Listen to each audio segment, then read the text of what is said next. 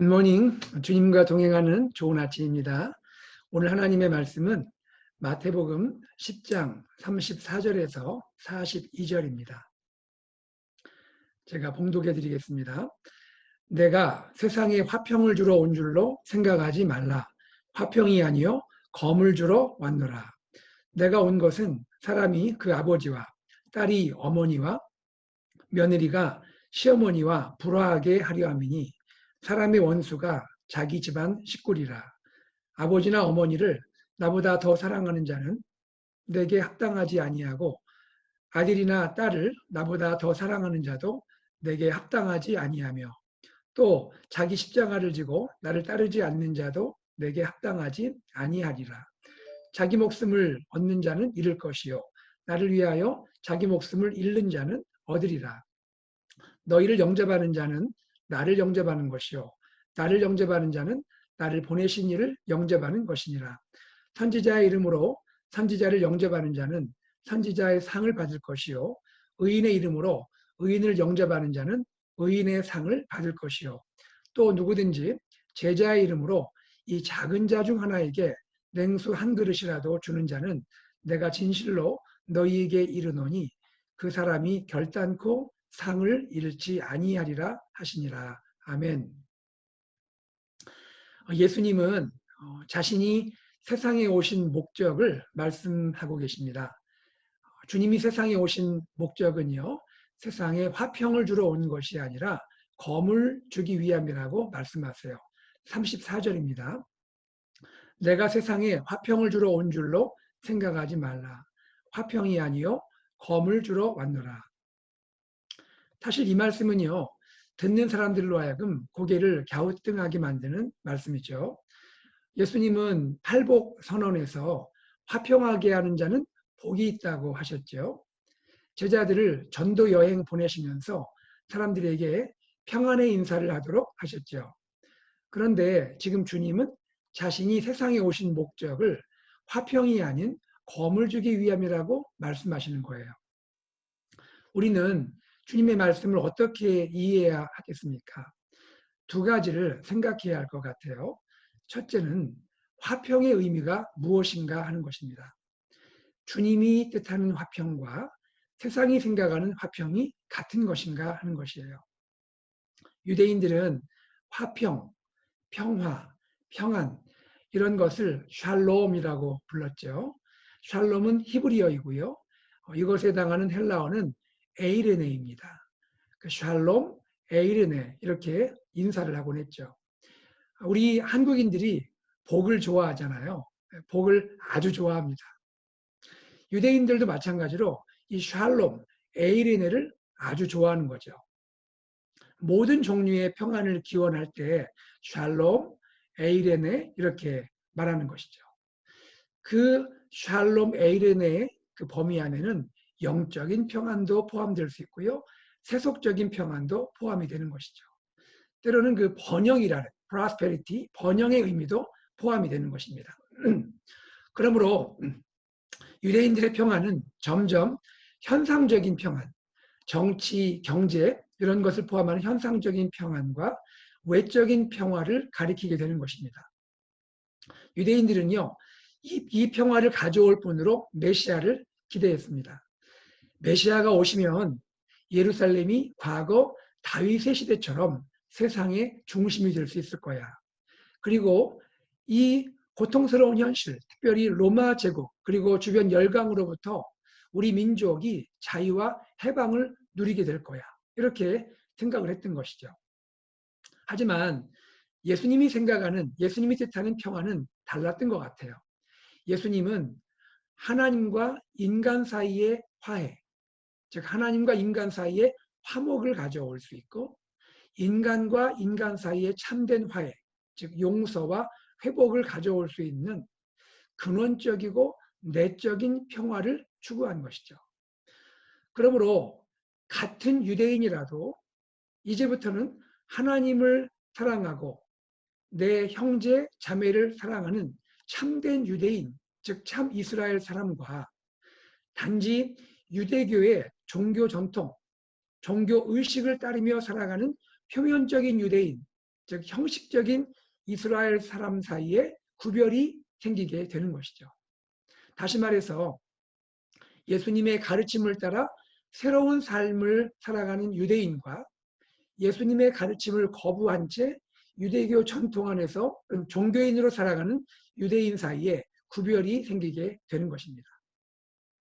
이는 마치 예수님이 이야기하신 것처럼 새 포도주를 담은 새 가죽 부대로 살아갈 것인가, 아니면 새 포도주를 담지 못하는 낡은 가죽 부대로 살아갈 것인가, 이런 차이로 이해할 수가 있는 것입니다. 예수님을 따르는 제자는요, 새 가죽 부대처럼 예수님으로 인한 그리고 이 땅에 임할 하나님 나라를 꿈꾸면서 새로운 생각, 새로운 가치, 새로운 목적, 새로운 비전에 동참하고 헌신하는 삶을 살게 되는 것이죠. 결국 이러한 차이, 예수님 안에서의 새로운 삶이라는 이러한 차이로 인해서 예수님의 제자들은 다른 유대인들에게서 환영받지 못하고 심지어 핍박을 받고 박해를 경험하게 되는 것이죠. 그리고 그것은 심지어 가족 안에서조차도 그러한 일들이 발생할 수 있는 것입니다. 예수님을 따르는 것으로 인해서 아들이 아버지와 불화할 수 있고요. 딸이 어머니와 또 며느리가 시어머니와 불화할 수 있는 일이 발생할 수 있다는 것이죠.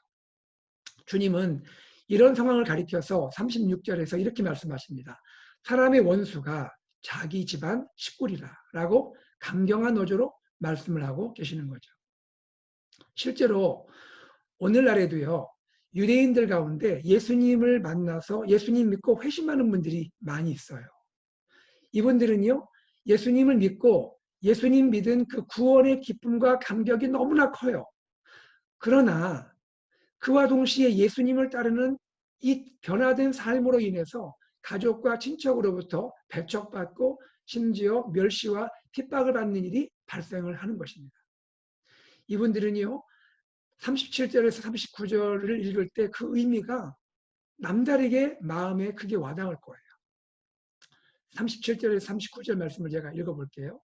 아버지나 어머니를 나보다 더 사랑하는 자는 내게 합당하지 아니하고 아들이나 딸을 나보다 더 사랑하는 자도 내게 합당하지 아니하며 또 자기 십자가를 지고 나를 따르지 않는 자도 내게 합당하지 아니하리라.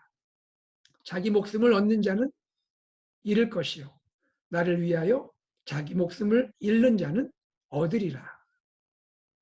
이처럼 예수님을 따르는 삶은요, 예수님을 따르는 그 이유 때문에 가족 안에서조차도 때로 불편을 겪을 수 있다는 것입니다. 두 번째, 우리가 생각해야 할 화평의 의미는 이런 것입니다. 예수님의 제자들이 의도적으로 화평을 깨뜨리는 것은 아니라는 것이죠. 예수님의 제자들은 언제든지 또 어디에서든지 예수님의 이름으로 화평을 기도해야 합니다. 그리고 화평을 위해 살아야 하는 것이죠. 이를 위해서는 때로 사람들과 관계를 하면서 겸손한 마음으로 양보해야 합니다. 그리고 내려놓아야 합니다. 때로는 주님과 복음을 위해서 다른 사람에게 내가 져주는 삶을 살아야 하는 것이죠. 이것이 제자의 삶인 것입니다. 그렇다면 과연 누가 화평을 깨뜨리는 것일까요? 예수님의 제자가 화평을 깨뜨리는 것입니까? 그렇지 않죠. 예수님의 제자는 화평을 기도하고 화평을 추구하는 사람이잖아요. 화평을 깨뜨리는 사람은 오히려 변화된 제자와 가까이 사는 사람, 변화된 제자와 함께 살아가는 바로 그 사람이 화평을 깨뜨릴 수 있다는 것입니다. 이분들이 입장에서 볼 때는 우리 아들이, 우리 부모님이, 우리 딸이, 그리고 우리 며느리가, 우리 시어머니가 변한 것이에요. 갑자기 달라진 거예요. 예수님 믿더니 다른 삶을 살기 시작하는 거예요. 이로 인해서 때로 이해받지 못하고 거절당할 수 있고 배척될 수 있다는 것이죠. 여러분, 이 점에서 예수님의 제자의 화평은 어떤 화평입니까? 그것은 영적인 화평인 것이죠. 그것은 다른 말로 하면 영적인 전쟁, spiritual warfare, 영적인 전쟁이 그 속에 내포되어 있는 그런 화평이라는 것입니다. 사랑하는 우리 성도님들, 때로 예수님 믿는 것 때문에 힘들고 어려우실 수 있을 거예요. 예수님 믿는 것, 예수님 따르는 그 삶을 인해서 가족 안에서도, 가까운 친구들 안에서도, 친척들에게서도, 또 직장의 동료들에게서도 여러분이 배척당하고 어려운 상황에 놓일 수도 있다는 것입니다. 얼마나 많이 힘드십니까? 얼마나 많이 여러분 또 외로우십니까? 그런데 바로 그것이 주님을 따르는 제자의 삶인 것을 우리 주님은 말씀하고 계시는 겁니다. 40절에서 42절 말씀은 바로 이와 같이 살아가는 제자의 소중함을 주님이 표현하고 계시는 거예요. 이와 같은 제자의 삶을 살아가는 저와 여러분에게, 우리들에게 주님은 이렇게 위로의 말씀을 하십니다.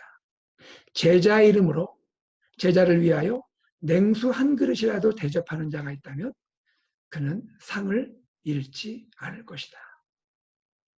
무엇을 말씀합니까? 사람들이 이해하지 못하고 사람들이 환영해 주지 못하는 제자의 삶을 우리가 살지라도 주님은 우리를 주님의 제자로서 존귀히 여기시고 우리를 인정해 주시고 우리를 사랑해 주시고 우리를 안아주신다는 말씀인 것이죠. 우리 가운데 가장 작은 소자가 있을지라도 세상에서 멸시당하고 인정받지 못하는 그러한 예수의 제자가 있을지라도 주님은 그에게 냉수 한 그릇 대접하는 자의 상을 잃지 않을 거라고 말씀을 하고 있습니다. 우리 성도님들, 주님의 제자로 살아가는 여러분, 우리 성도님들, 여러분이 주님 앞에서 소중한 분들입니다. 주님은 여러분을 귀하게 여기십니다. 주님은 여러분의 마음을 아십니다. 때로 여러분의 아픔도 아시고 여러분의 외로움도 아시고 여러분의 말 못할 고민도 아시고 그 고뇌도 알고 계십니다. 여러분이 얼마나 사람들을 사랑하는 사람인지, 여러분이 얼만큼 화평을 추구하는 사람인지, 얼만큼 화평을 기도하는 사람인지 주님이 알고 계십니다. 그러나 단 한 가지, 예수님을 따르는 그 이유 때문에 여러분이 고독하고 외로운 이 길을 걸을 때 주님은 여러분과 동행하시고 여러분 곁에 계시고 여러분 위로하시고 격려해 주십니다. 바로 이것이 주님의 사랑인 것입니다. 오늘도 주님을 따라가는 삶을 살아가시면서 주님을 인해서 때로 어려움 있고 힘든 것이 있을지라도 주님을 인해서 다시 일어서시고 용기 내시고 주님을 향하여 복음과 하나님 나라를 위해 달려가실 수 있는 우리 귀한 성도님들 되시기를 예수님의 이름으로 축복합니다. 그러한 은혜가 여러분 마음에, 여러분 가정 안에, 우리 교회 안에 충만하기를 간절히 소망합니다. 함께 기도하겠습니다. 하나님 아버지, 주님의 은혜와 사랑을 감사드립니다. 하나님 아버지, 우리는 예수님을 믿고 예수님 안에서 구원받고 예수님 안에서 변화되었고 예수님을 닮아가고 예수님을 위하여 살아가는 주님의 제자가 되었습니다. 주님, 우리가 주님을 따르는 제자가 되었기 때문에 우리가 때로 의도치 않은 그러한 어려움과 또 아픔과 외로움과 고독과 그러한 불편함을 경험할 때도 있습니다. 하나님 아버지, 그러할 때에 우리가 낙심하고 실망하고 우리가 또 넘어지고 쓰러지지 않도록 우리를 붙들어 주시고 오히려 우리가 주님의 제자로서 주님을 따라가는 이 삶을 걷는다는 그 사실로 인해서 때로 그로 인해서 배척당하고 또 외롭고 고독한 삶을 살지라도 하나님께 감사하며 바로 내가 주님의 제자라는 그 사실, 내가 주님을 따른다는 그 삶으로 인해서 기뻐하고 감사하고 우리 주님께 영광을 돌릴 수 있는 우리 사랑하는 성도님들 되시도록 은혜 주시고 축복하시고 용기 주시기를 간절히 원합니다. 아버지 하나님, 오늘 하루 살아갈 때 우리는 세상을 향하여 예수님의 이름으로 화평을 기도하는 자가 되게 하시고 화평을 추구하는 사람이 되기를 간절히 원합니다. 그러나 그럼에도 불구하고 우리가 이해받지 못하고 우리가 환영받지 못하는 그 순간에서 우리가 주님 바라보고 십자가 길을 걸어가신 주님을 묵상하며 우리가 이 길을 묵묵하게 인내하며 견디며 이 길을 잘 걸어갈 수 있도록, 오히려 우리를 이해해주지 못하고 우리를 환영해주지 못하는 그분들을 위해서 기도하며 그분들도 우리와 함께 예수 믿고 함께 제자의 길을 걸어가기를 기도할 수 있는 그러한 넉넉한 가슴, 그러한 열린 마음, 그러한 아름다운 사랑의 사람들로 살아갈 수 있도록 우리를 축복하여 주시옵소서. 주님께 감사드리며 예수 그리스도 이름으로 간절히 기도드리옵나이다. 아멘. 이 시간 함께 기도하겠습니다. 기도할 때에 하나님 아버지, 우리가 주님을 따르는 이 제자의 길을 감사함으로 기쁨으로 걸어갈 수 있도록 축복하여 주시옵소서. 하나님, 때로 우리가 이해받지 못하고 환영받지 못할지라도 하나님, 이 길이 주님이 걸어가신 길이고 우리가 걸어가야 할 영광스러운 길인 것을 알고 하나님, 이 길을 우리가 포기하거나 중단함 없이 인내함과 견딤으로 주님과 동행함으로 끝까지 완주할 수 있도록 축복하여 주시옵소서. 우리는 어찌하든지 사람들에게 세상을 향하여 화평을 기도하게 하시고 화평을 추구하는 사람이 되게 하시고 그렇게 살아갈 수 있도록 인도하시고 우리를 이해해 주지 못하고 환영하지 못하는 그분들을 위해서도 우리가 기도하며 축복할 수 있도록 그러한 진정한 화평의 사람이 되도록 인도하여 주옵소서. 여러분 기도하시기 바랍니다. 오늘 우리 교회를 위해서 기도해 주십시오. 우리 교회가 이러한 사명을 감당하는 교회가 되게 해주십시오. 기도하시고요.